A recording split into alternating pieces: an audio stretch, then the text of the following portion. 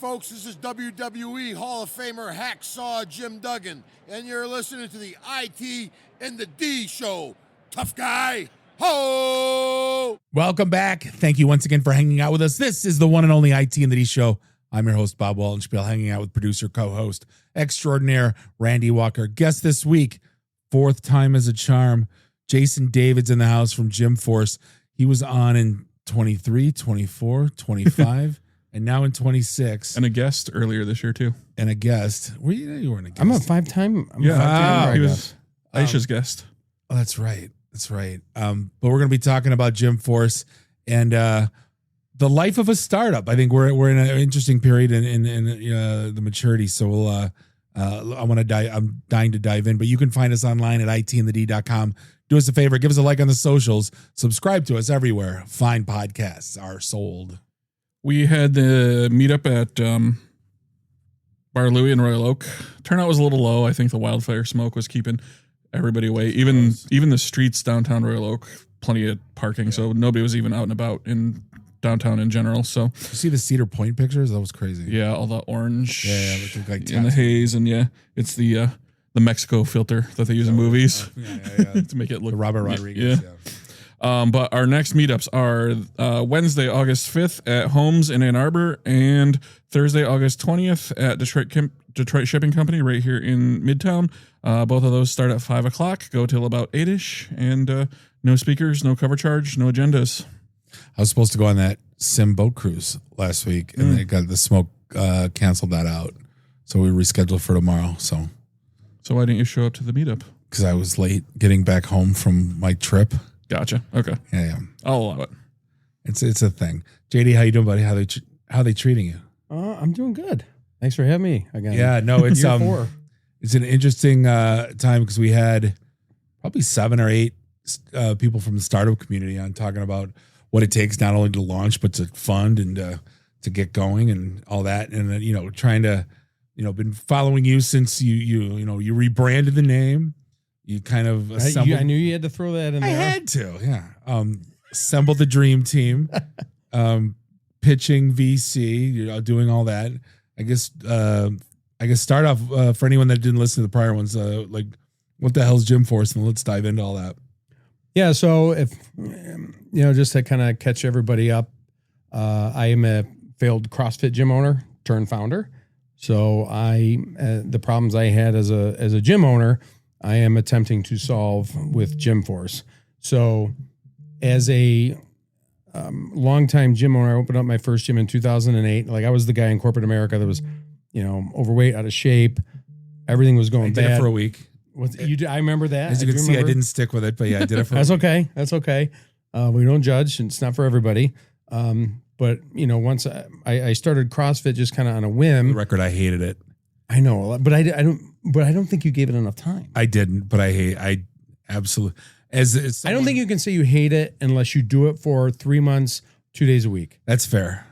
It was I played sports my whole life. Mm-hmm. Like I never liked just running. You know what I mean? And right. Yeah. Then I was the corporate. Then I got out of shape, and then it was But nobody, whatever you try something new, nobody does it for the first time ever and goes, "Oh my God, I'm the worst at pickleball in this whole club." I love it. You got to give it time. I'm going to catch hell for it, but I hate pickleball. I think it's stupid. I still don't know what it is. I'd rather play air hockey. That should be on TV before pickleball should be. I'm just throwing that out there. I love air hockey. Start an air hockey club. You know what I did? You know what domain I owned? Did I ever tell you this story? Oh God, not what? nkbl.com. NKBL. And I wanted to start the National Kickball League. Oh. And I wanted to make up my own rules because everybody's got their own rules for kickball. Mm-hmm. I wanted dodgeball rules in between the bases. Okay. Oh. Yeah. So kind of like basketball, but your version of it was kickball, So you're out if you get hit by the ball? Yes. In between the bases. Okay. I could see that. Yeah. Head hunting's allowed because that makes it more fun. Digress. No. So forget where I was. Okay. So, I was the corporate America. I started CrossFit and then I became that insufferable guy nobody ever wanted to talk to because all I talk about was CrossFit, like I'm kind of a born again. You weren't that bad about it. I was bad. I didn't hang out with you enough to. Yeah. Fair. But I sensed it after the fact, like, oh wow, like nobody cares to hear me How's the bragging joke about go? my A vegan. Vegan U of M grad and a CrossFitter yeah. goes to the bar. How do you know? Because they effing told you within the first I was gonna 15 say, seconds. which one will tell you first? Oh yeah. They're all the same guy. I was definitely that guy. And, looking back, it's like I was younger. I was proud of myself. I had some, low self-esteem. And then I did something and I was good at it. But what I really liked was the coaching aspect of like helping others. We started Motor City CrossFit in 08. And then we expanded like 3-4 different locations. And then over time, when it got difficult to bring in customers, it started to evolve. I didn't like doing marketing. I didn't like doing any kind of like lead management. I didn't like to do the sales aspect of it, like the secondary product sales. In fact, I was too stubborn, and I wouldn't even consider being the guy that I thought I needed to be to make money as a gym owner, meaning selling the secondary products to all of his customers, like people that were at my gym for years, and I'm going to be bothering them all the time to buy personal training, nutrition. I just wouldn't do that, or couldn't bring myself to do that. So it was kind of a moral thing. So then when the pandemic hit, We hate when you do that, by the way. I know nobody likes that. So, I never realized, or I never thought there could be a solution to that aspect of it. So when the pandemic hit, my gym was shut down. I was like, I have no idea what to do. Where should I even start? And I've told that story before. It's like, I just started reading books. Like, I have problems. I need to solve them. I'm sure they're not the hardest problems ever solved by people before. And that's what led me to startup books. So 0 to 1, all the usual suspects, led to Gym Force, which is a member acquisition, retention, and corporate wellness platform for independent gyms. So we are a revenue layer that sits on top of the industry. We get all the customers for the gyms, make sure they stay through various retention programs, provide a single access point for corporate wellness dollars, which is a $65 billion market that our industry's never really had scalable access to. But the big one, which happened, and I almost remember where I know exactly where I was, but I almost remember to the day when I came to the realization of how we can do the big one, which is remove the gym owner from the thing I was morally opposed to doing, which is making their livelihood through secondary sales of their own clients. So once we had that architecture done, we were off to the races. So we've been testing in Michigan for 3 years. I'm on my second CTO, and he is currently building the application layer of the architecture right now, to be followed by the financial. You need IT to launch an app? What is up with that? It's not. We don't really need IT. Fine. It's just we can't. We're building for 10 years, and we're building for $10 billion.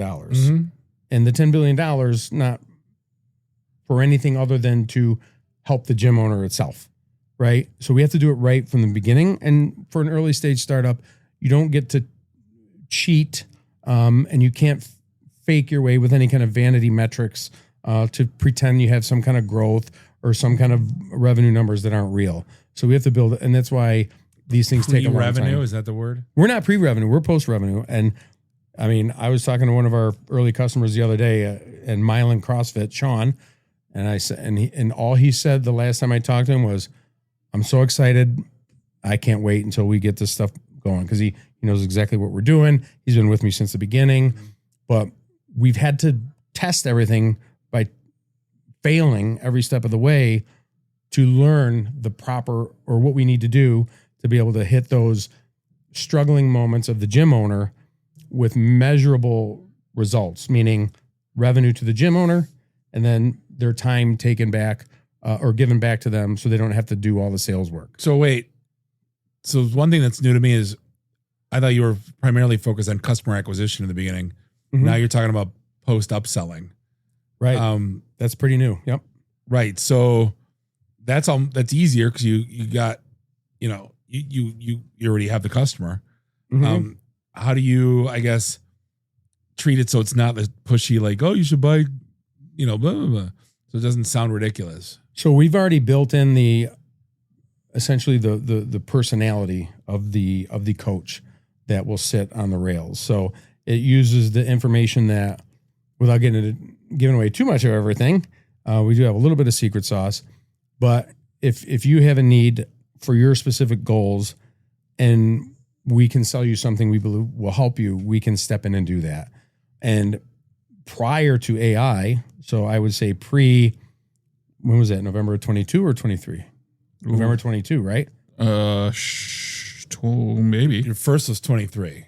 The first one was 20. Okay, so prior to November 23, this was all going to be much harder, a heavier lift, a lot of newsletters, and the evolution of AI has not only sped up our build of the architecture, but also the offerings that we can give to our customer that checks all the boxes that SaaS never did. Nothing against the SaaS stack in our industry, but they never really solved my problems that I needed solved. You're not wrong. Yeah. They gave us solutions, and the gym owner always bears the responsibility if they're not successful. So we remove that responsibility from the gym owner ourselves and we take it on. So our solution is outcome based. If we're not doing the thing, that's us.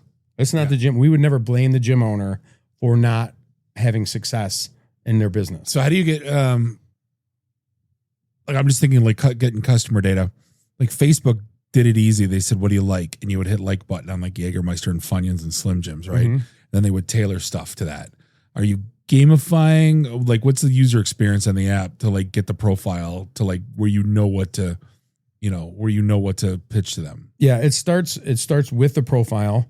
The basic profile to start will be, just what you would enter if you're joining any gym. Mm-hmm. That kind of gives us a baseline. Are you adding, like, let me ask you a question, because it would be a great idea to like the fitness apps, Mm-hmm. where I'm putting in, what did I eat today? What do I weigh today? What did I do today at the gym? Like my logs, I think I was putting them into Google when I was going to, are you implementing any sort of, because that would be a fantastic, now you have the data, now you can speak to it. Now you know what I mean?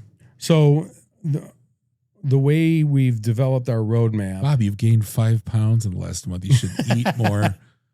Cut out the sugar. Cut out the Funyuns, Bob. I mean, with the evolution of AI, especially with what I'm seeing our CTO is able to do in such a short amount of time, there's really nothing that's off limits, meaning we can integrate whatever fitness app concept, whatever gamified. I mean, it's not hard to conceptualize the Duolingo model. My Fitness Pal, or and it's not hard to integrate wearables, and we already have a wearable data infrastructure partner in Rook that is going to help us to take the data from the wearable data to the broader corporate wellness community as we scale and cross that chasm, which is when we start to expand into the corporate wellness market, which we'll need to show them the proofs in the pudding. Yeah. So, I mean, you got immersed in the startup world. You went out to California. You did the whole Facebook thing, living in the house. Yeah. You came back. I see you at every startup meetup. I see you at, what's down the road, New Lab, all, like your fixture there. Like what have you learned? Because it's like, it's a different planet. Like every time we have someone on from a startup world, it goes not against everything, because everybody's getting funding is like, I'm trying to drive revenue and everybody there's trying to drive funding. It's sometimes that I don't grasp it as well.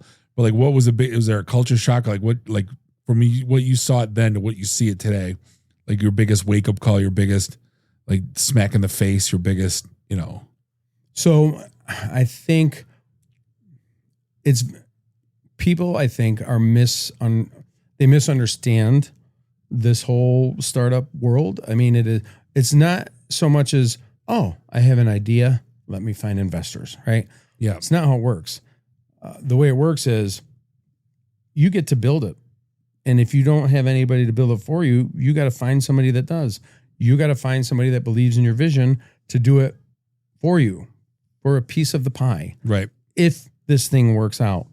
And the reason why there's such a disconnect between the startup world and the standard business model or regular jobs is you have to do almost all of the work up front with no external validation signals.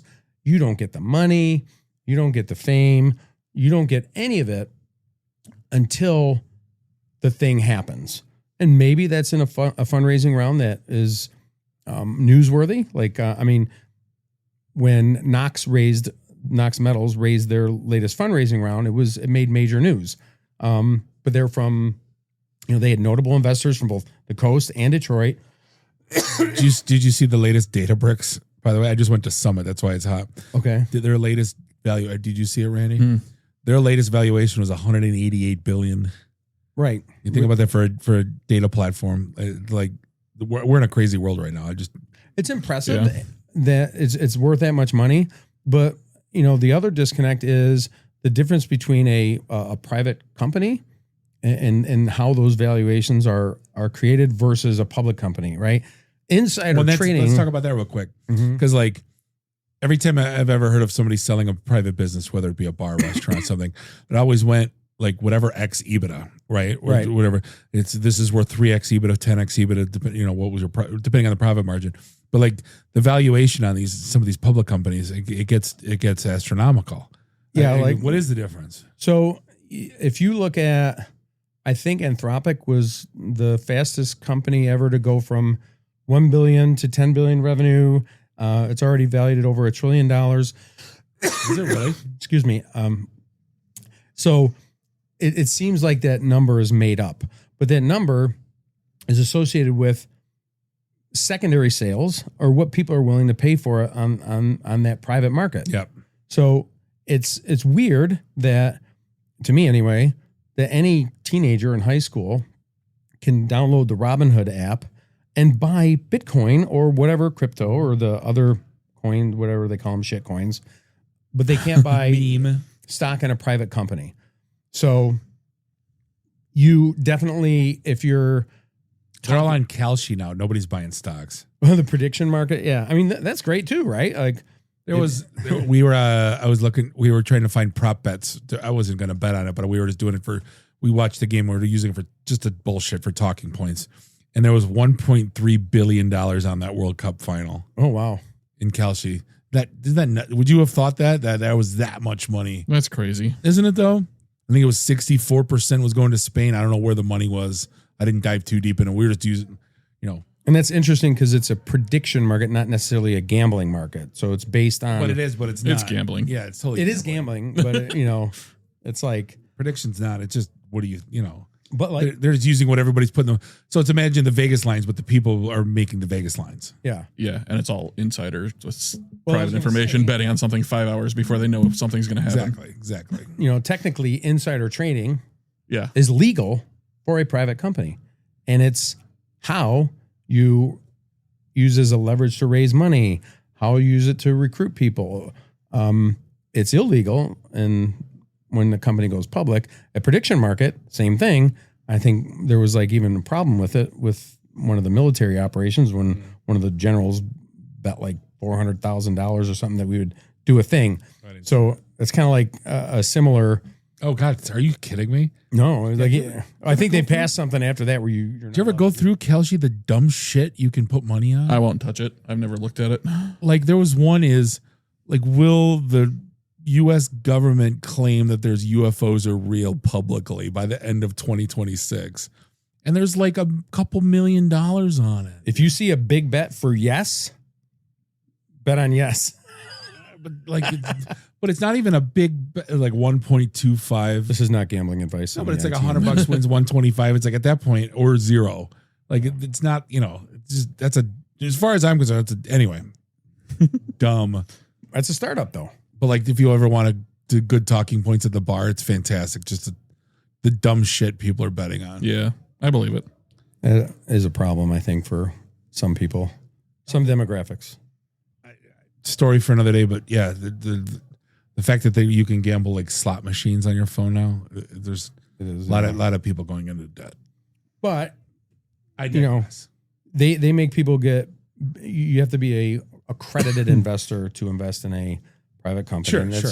That's to protect uneducated or, less sophisticated investors, which just kind of sucks because look how much wealth is created from the private market. I mean, Elon Musk's the IPO for SpaceX was created 4,000 millionaires. Yeah. Right. So everybody laughed at him when he said, I'm going to start this rocket company. His third rocket blew up and then the fourth one worked. He made that work. Okay.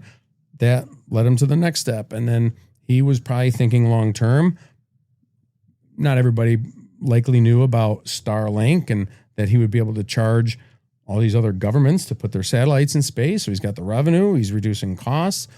Over time, that innovation, which is what happens with a startup that is successful, creates value out of thin air.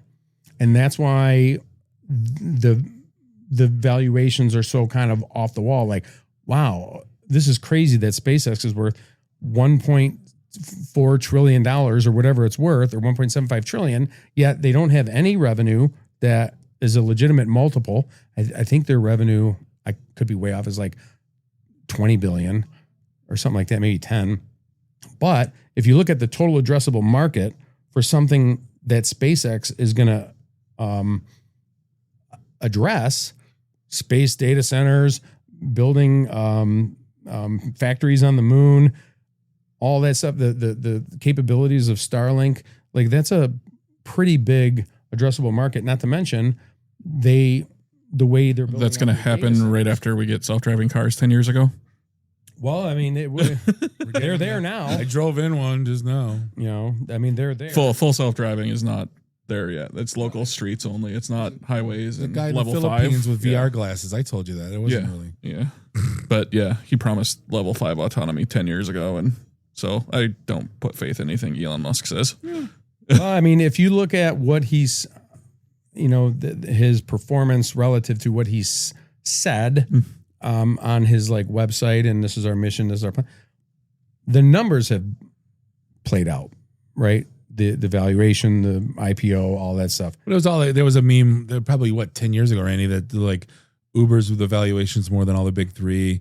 DoorDash was valued at more than all the Chinese restaurants. That, you know what I mean? Like it was all these companies that didn't own anything. Yeah. So anyway, we could talk about valuations and how ridiculous. Well, I'm okay talking about that just because if somebody's listening to this, they're in Detroit and they listen to IT and the D and they learn a little bit more about, okay, investing in a startup seems crazy, but look at what happens if you hit that home run, right? If you hit the home run in Bitcoin, you don't even know what the home run looks like. And that's why the early stage investing in startups is so much based on the things that are not like, it's not based on a college degree. It's not based on IQ. It's not based on, anything other than the determination of the founder, the integrity, their ability to network, tell their story. Like it seems batshit crazy to put your money on, but that's also where you get the biggest returns. Right. That's the thing. I talked about this on a few of the startup shows. The thing I like about the Detroit startup market is like people are doing things. Like there's products, there's things, there's gyms, there's like kind of like bringing new into the old, modernizing what, trying to disrupt kind of, you know what I mean? And that's kind of what you were doing, is taking these independent gyms, people that are bandwidth strapped, and just giving them some tools to do better. Yeah. It's solving problems at scale are a startup, right? Like the size of the problem that you solve is directly related to the worth of your company. Sure. And that is a pretty good way to judge whether or not the company that you're backing or a part of is doing something. But I think in the world, a lot of people don't see, and we've talked about this before the show, but a lot of people don't see that falling on the face, that struggle, because everybody tries to, it's like an Instagram world. We only put the good pictures out with the good filters, with the big smiles, and we make sure we take 8 pictures to find the one. But so struggling right now, like what's been slapping you? Has anything been slapping you in the face, or what's, kind of the shift in the CTO you were mentioning? It's weird when you have to, it sounds fake, but when you're resource constrained, it forces you to think.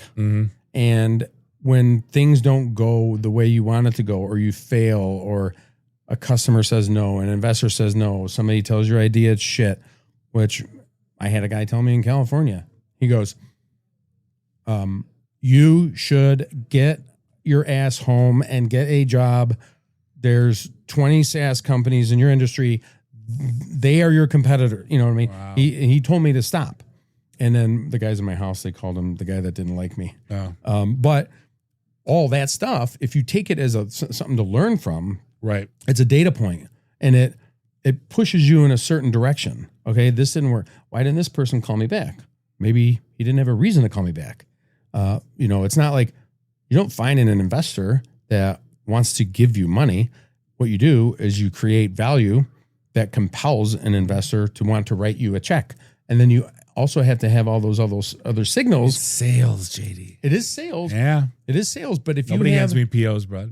if you have a reputation in Detroit in the startup community as somebody that's dishonest, or somebody that is always looking for an angle, always has their hand out for help, but doesn't, give anything back. That's kind of how ecosystems work. So Detroit is getting better as an ecosystem. Everybody always cries lack of funding, but a lot of times those lack of funding are just easy ways to avoid having a difficult path. But I think a lot of people also thought like, hey, I got a great idea. Why isn't it getting funded? Well, it's not how it everyone's works, yeah. got great ideas. Yeah. I mean, an idea is dime a dozen, Yeah. the execution is key. As startup, I heard somebody say this the other day, it's really hard. It's really hard in Silicon Valley as well. It's also hard if you're super smart and you work hard, and it almost never works. Think about how many people said we are the Uber for. Right. We are the, DoorDash for. Like, I was thinking about that the other day. Have you seen what Uber pays their drivers these days compared to when they started? It can't be good. Well, they started, it was 80-20, right? Okay. That was what we thought was. Now, since like the states got involved with insurance and their costs, and they're trying to, whatever, they're getting paid, I think, less than 40, Oh. like right around 40%. So I'm like, now again, it's open for disruption to pay 80 and to just keep it like, don't have to be so fancy. Well, also now I think Uber doesn't tell you how much of the ride is your rate and how much is a tip. It's just you're guaranteed to get this much from the ride, and then Tip is afterwards. no tip is included in the number, so they can pay less base rate if the tip matches the target number. Oh, so I tip after my ride. Yeah, but like they estimate in how much it's going to be. The problem is sometimes, like if I take an Uber this week, I don't use it again for a month, I'll tip that guy from a month ago. You know what I'm saying? Yeah. Like I don't log into it when I get dropped off. Like Yeah. it's always the last, anyway. You know what I did notice though? I used it so much when I was out in San Francisco. Now I have a corporate account for like when I go on business travel. Yeah. I bought it said you would have saved $80 if you'd have used Uber One, which is like $10 a month. Okay. Me and my wife went out and we used Uber, and they picked me up in record time. I'm Huh. like, because we'd sit and wait sometimes, especially where I live. Yeah. Use that instant. Like Interesting. the 5 times I used it. Oh yeah, then I used it There in must be Chicago. a premium on those. Like saying, hey, rides. you get elevated. Yeah. But the fact that you're making me Yeah.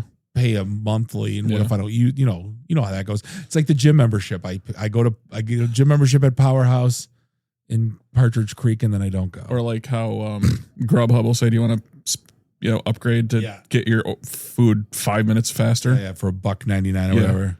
Priority. Yeah. I mean, can if wait you 5 look minutes. The early days of Uber, that's kind of another to your point about how does this work? Like, Yeah. the Uber's losing $2 billion a year at the point with all those rides were low and they were done expanding. And then, so how do you go from losing, or how are you telling me this company is worth $25 billion if it's losing $2 billion a year? Well, once the subsidies, which is how you grow a marketplace such as Uber, you raise the cost of the ride a buck, pay the driver $1 less. Billion rides a year, that nets everything out. Now you break even. Then you add in the other sources of revenue. So startups evolve over time to become profitable, to make money. Well, I saw a thing on how all of those companies, they're going to get replaced soon because they've gone so drastic. Like what Amazon did, they basically undercut, got rid of all their competition, then raised their prices.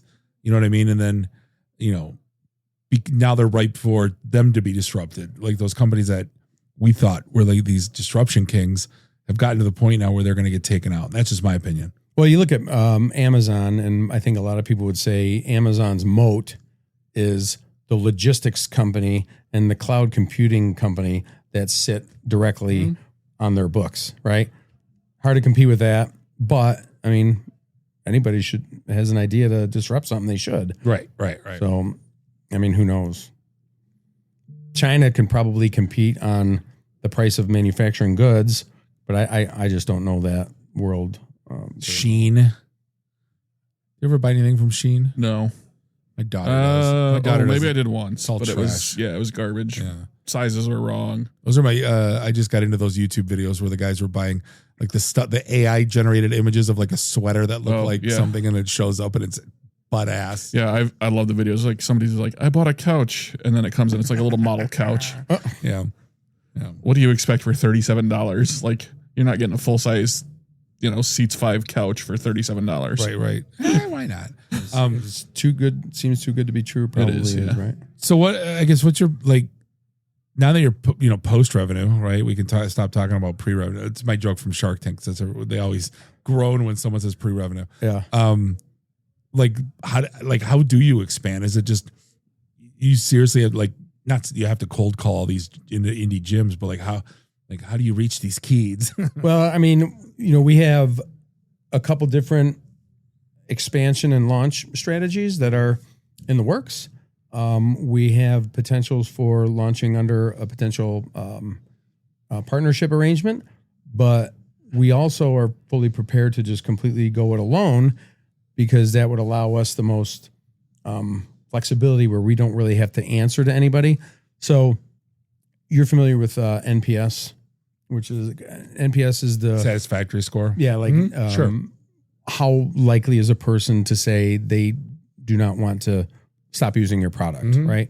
So our goal is to get the revenue that we're driving to gyms to the point where people start opening gyms. So to get to that point will be a long journey. I feel like we can get there, but once we hit a certain point of monthly revenue that we're driving to our gym customers, that's a pretty easy go-to-market strategy, right? I absolutely hate, by the way, it needs to go away, the how likely are you to recommend? Oh, yeah.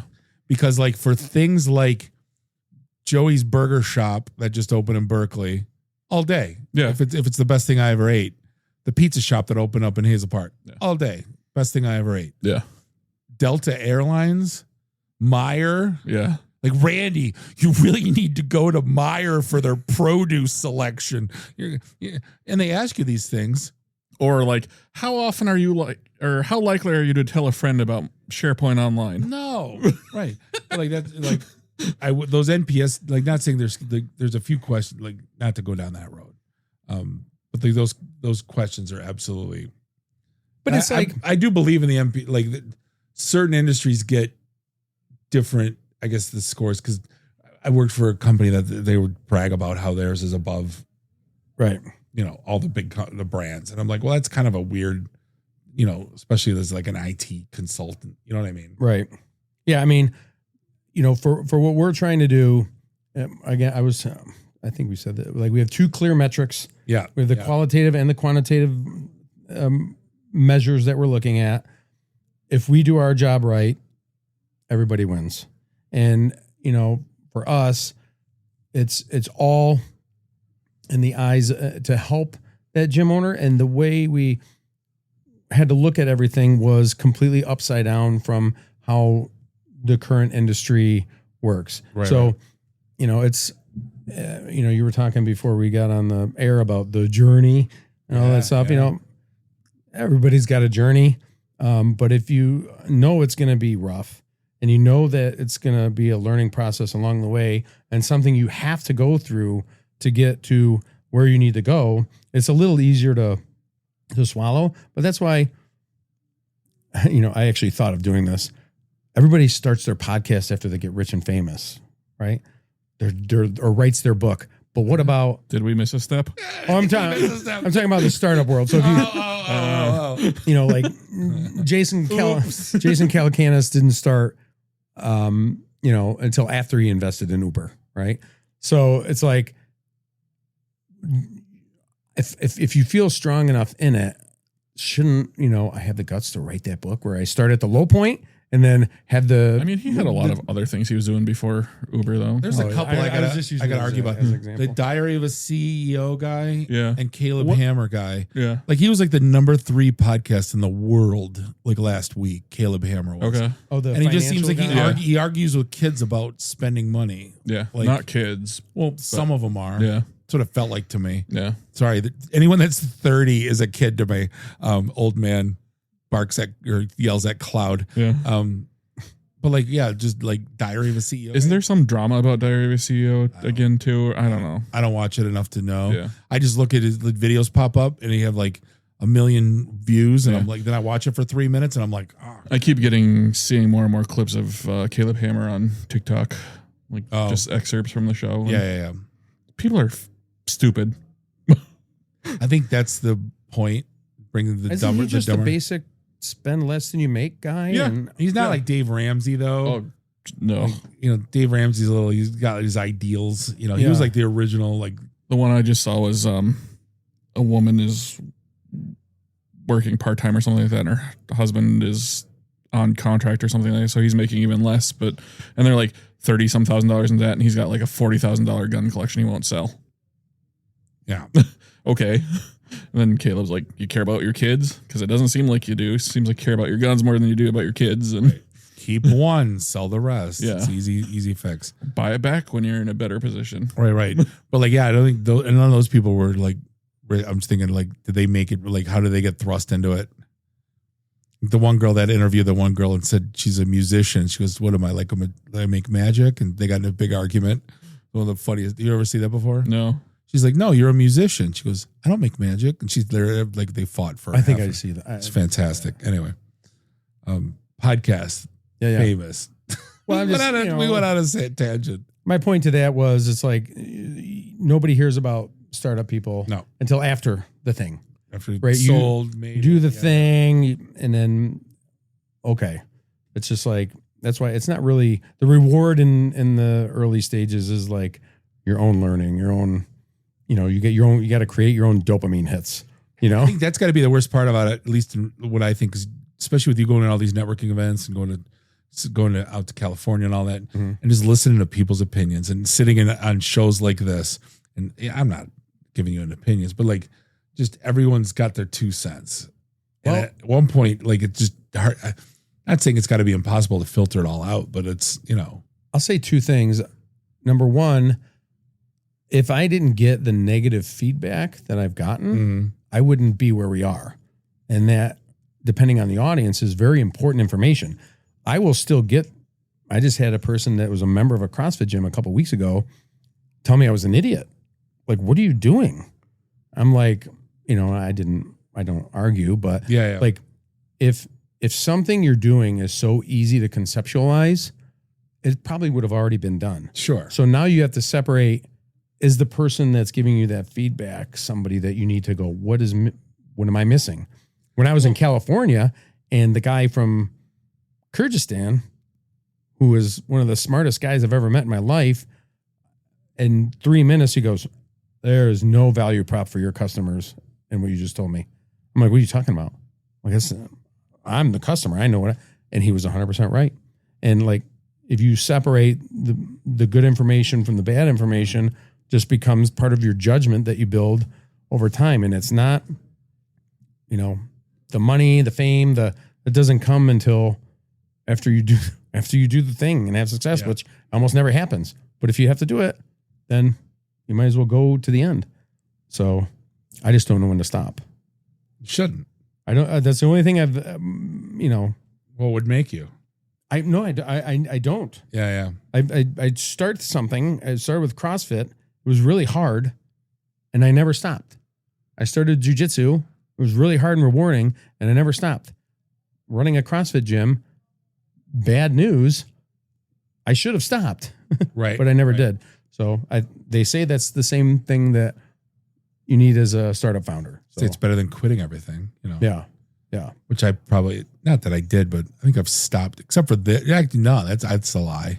So we've been doing this meetups for almost 19 years and the podcast for 13. Yeah. So yeah, no, I'm But if you like doing something, why would you stop? And, building got to this. figure out the whole revenue model. Yeah. Well, but that's for me, like, since I get to make it up on my own Step and figure one, it out. collect underpants. Yeah. Step two, Uh-huh. step three, profit. Yeah. We got to collect underpants. I think that's what we're missing in our business plan this whole time. Like, I like trying to figure this stuff out. Yeah. I like, what book should I read? Who did this before? What's a similar thing? What can I learn from? What's a first principles thing? What would Elon do? What would Brian Chesky do? If I had money, I could easily do this. I don't have money. Let me figure out another way. And like all that stuff that was such a roadblock ended up putting us in a really good position where I got a CTO that is just heads down. He's already scaled to millions of users, owned a CrossFit gym for 15 years, and this guy can't stop.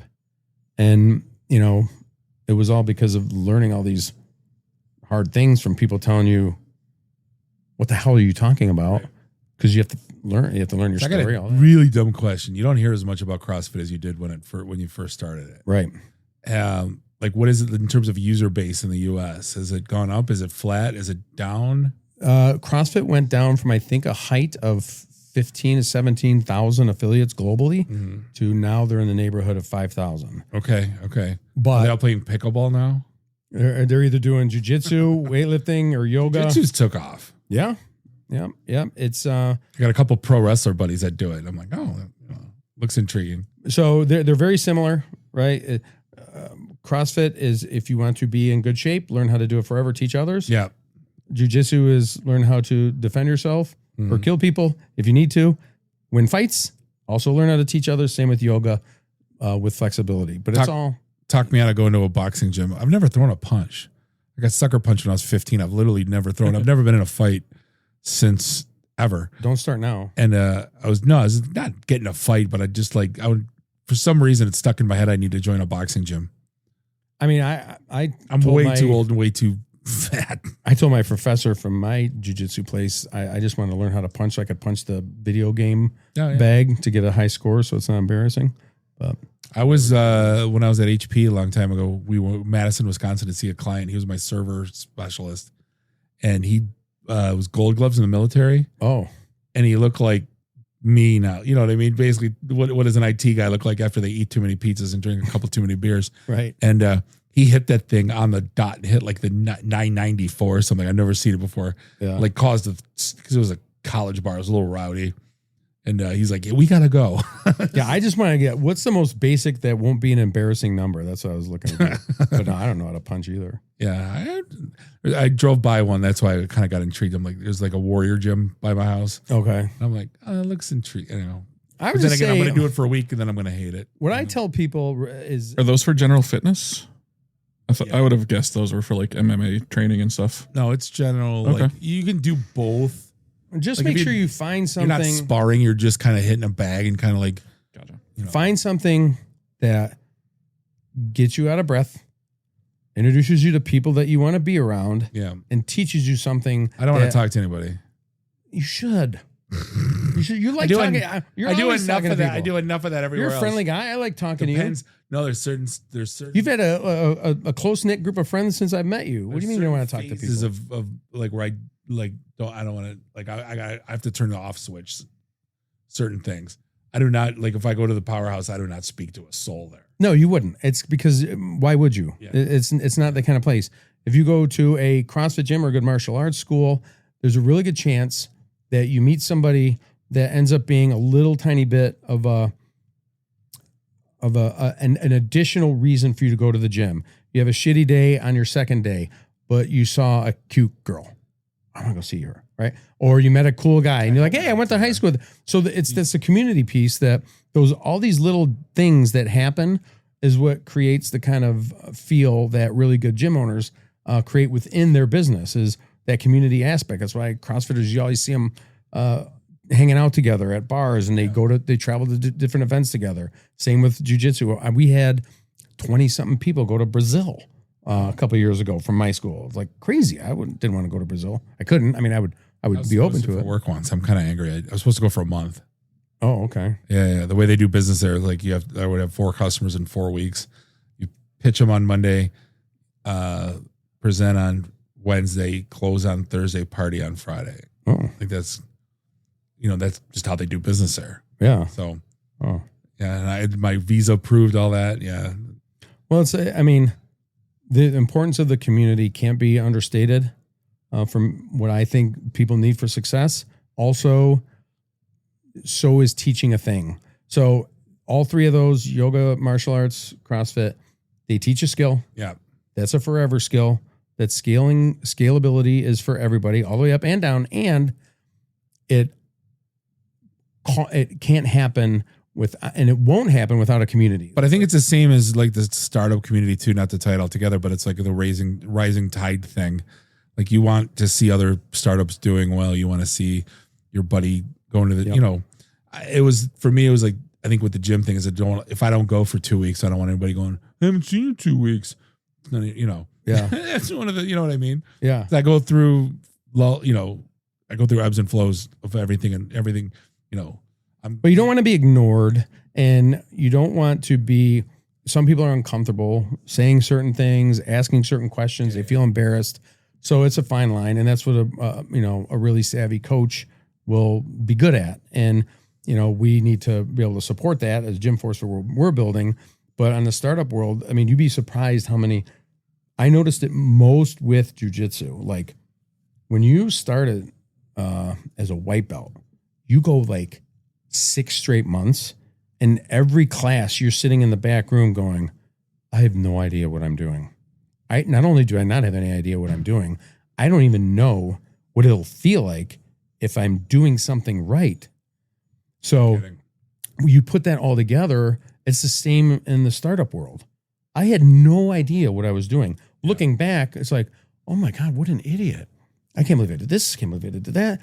But all of that lines up for the learning process. And that it's a thing you have to do or learn by doing. It's a learn by flying doing. blind. Yeah. Yep. Not to quote Flash Gordon, but I mean, flying blind on a rocket Remember, cycle. I only know 5 movies. That's it? 5 movies if you're going to do quotes. Just got to quote Flash. You got to we got to watch Flash Gordon. You're not allowed to talk to me until you do. I've never seen it either. Oh, I think I've seen it. Flash Gordon? You didn't go to the screening? No. I thought you were there. Uh-uh. Oh. Yeah, you're not allowed to talk That was to your me. other friends. You're not allowed to talk to me until you see it. It's hokey. It's beautiful. What do you say? You've been going to the events lately. I'm curious to you do all the IT events, Yeah. which is much more corporate / professional, Slightly, individual yeah. contributor, manager, corporate type versus the startup world. What is your thoughts on that as a comparison? And then what do you think, if anything, the startup community can do to help or, create some kind of connections or synergies with your IT and the D? I've always told people that go to IT and the D, like, I hate trick-or-treaters that are only there for something. Mm-hmm. I need this, which is fine. It doesn't bother me. But like, if you can fix a problem or know someone, so figuring out, and it takes time. It's dating, dude.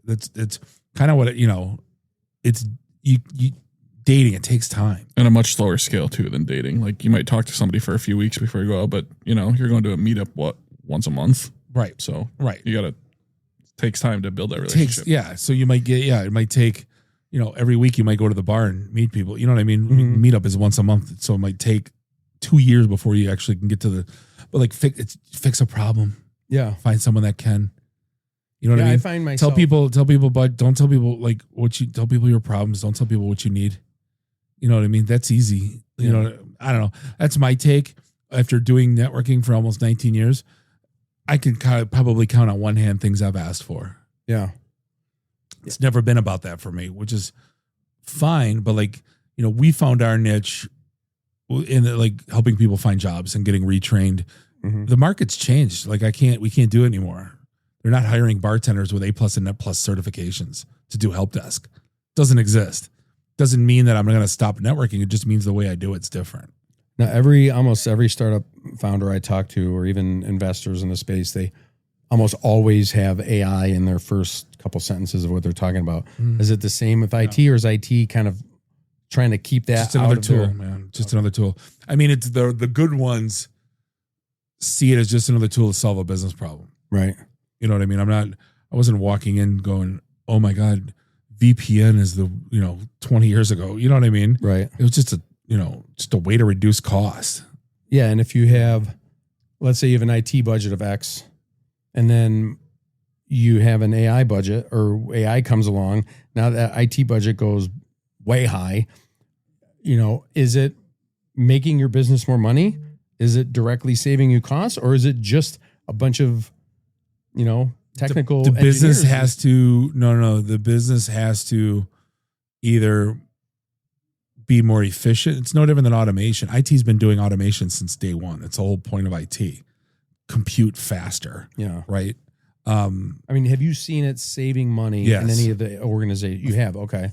10,000 times. Okay. So it is. That's But good. the business has to be IT just can't be autonomous and go do it. Right. The business has to be in it with them. Specific with direction of Correct. how to use Because that was the problem, and to get rudimentary, that when Copilot came out, they go, oh, we'll save you 2 hours a week. That's $50 an hour. That's $100. You have 10,000 employees. Do the math. Yeah, but if the business is flat and not moving faster, or you're not being more productive, or you're not putting more on that person's plate, then all they're doing is dicking off for those 2 hours. Do you know what I mean? Yeah. So that's the whole point. But there are use cases right now. We are even just a day job where finding something in a couple, having a talk for a couple hours. We call them 2x2x2s. 2 hours, 2 days of ideation, build it for 2 weeks, find value in a month. Mm-hmm. Next, right? It's just not just doing use case, just finding use cases. We walk factory floors. You know what I'm saying? Are you finding that? There's people that can walk through a business and look for ways to be more productive and implement things using AI, as long as the business is in tune with it. Yeah.